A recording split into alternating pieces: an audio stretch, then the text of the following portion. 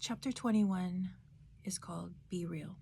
Now, in this chapter, it says that we don't have to be a people person to be real or to be bubbly or to be social. We can just be ourselves. So, in other words, we don't have to be a people person by nature, that we could just be ourselves in conversation. And you don't have to push yourself to be uncomfortable, because then you'll just make other people uncomfortable. And then there's an example about someone who sold door to door with a disability, and that person just owned who they were despite the disability, and people were able to connect with this man that went from door to door. So, but the question is, some people maybe are not comfortable being themselves, whatever that means, right? But at that point, there has to be like a shift. And I think when that happens, we just need to get to a place until we're comfortable. However that may look for someone. I know that's a journey in itself. But once we get there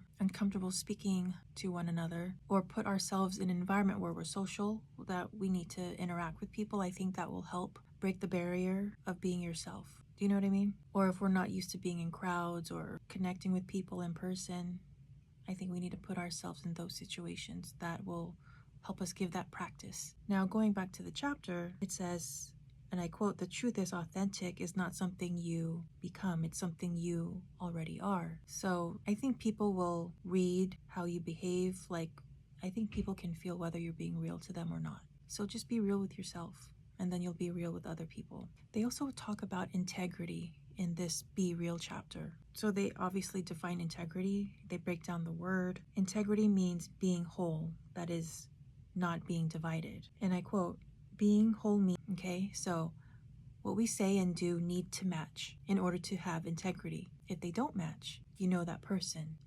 doesn't hold the quality of having integrity. And I'm sure all of you, or you out there, have seen it in people. So be real is having integrity and embracing your authentic self. You already are you, right? So might as well just be you and nobody else. You can't be anybody else. And that's it for this chapter.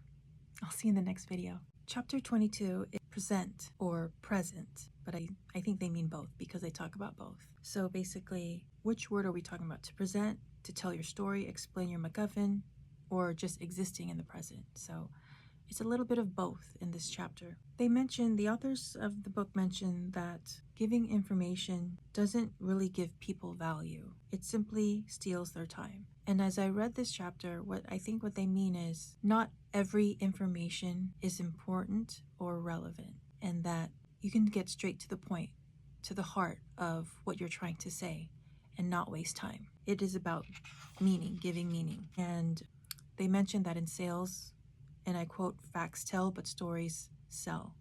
And what they mean by this is that stories help connect the audience to the speaker or to the information that's given, a story, the narrative. That's how people relate. They gave an example here. I'll just briefly go over it. So someone was giving, let's say, a presentation over Zoom, a man, and he was giving information that wasn't valuable in the first 20 seconds, which sounds like, "Hello, can you hear me? Good, okay. What a good-looking group. Hey, I can tell you're excited that you're here." Blah. Irrelevant information, right, within the first 15 seconds. Nobody cares, right?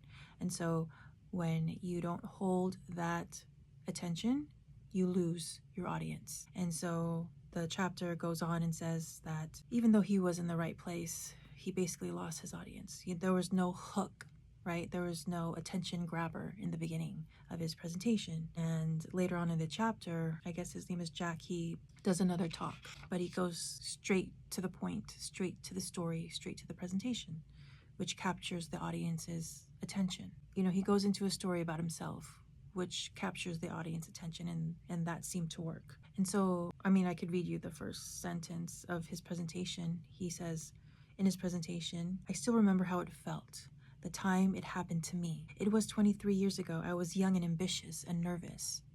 Okay, I'm going to stop there. Those were the first 3 sentences. That sounded better than the first example earlier. And so the authors reiterate that it's not about you, the presenter. It's about the audience. It's about the other person who you're talking to. It's about you. It's not about me. And they emphasize authenticity in being present. And of course, you can prepare your presentation. I mean, that the pre-planning or the preparation needs to be had, right?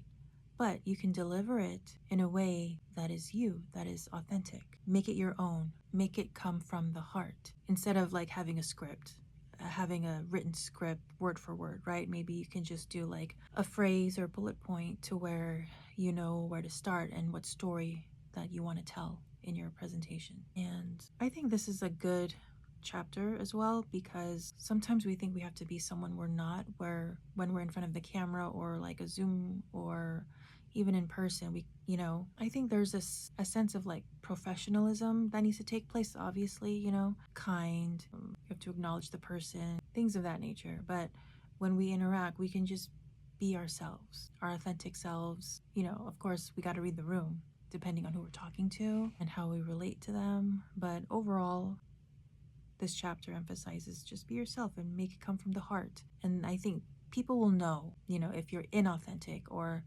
not being yourself. They can feel it. But that's it for now. I'll see you in the next video.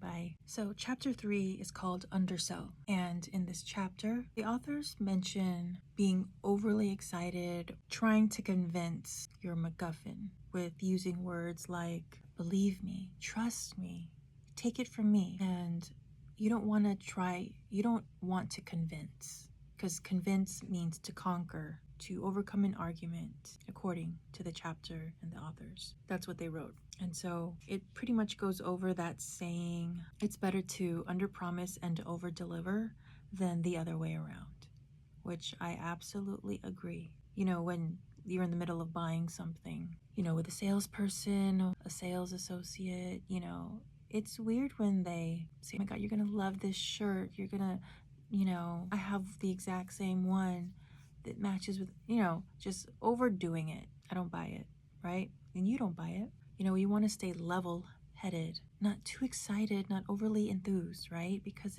it comes off like insincere, fake. And the authors also write, hype is the ultimate oversell. You don't want to hype it up. You want to be calm and like, yeah, like cool and collected, calm, It says hype is the worst thing about hype is that by definition, it is impossible to fulfill its promise. Like you don't have to be overly enthused, overly excited to show confidence. Sometimes confidence comes, or level-headedness is this. There's another analogy that they wrote that is really so. They say here, and I quote, confidence and genuine enthusiasm are not missiles that work only when they are launched at others. They are lights that glow from within. So when someone's confident, they don't need to be overly enthused or overly excited. They don't need to do that, because they know whatever it is they're selling or selling, it works. And so they talk about two types of like excitement. There's a forceful assertion, and then there's a simple statement of fact that springs from the quiet stillness of authenticity. So you want the quiet stillness. I love these chapters. They're really like a few pages and they really get straight to the point. If you ever want to read this yourself, I recommend reading this. I like to underline stuff, but it's really digestible. And yeah, let's see. They emphasize, under promise and over delivers. I hope that helps. Thanks. See you in the next video.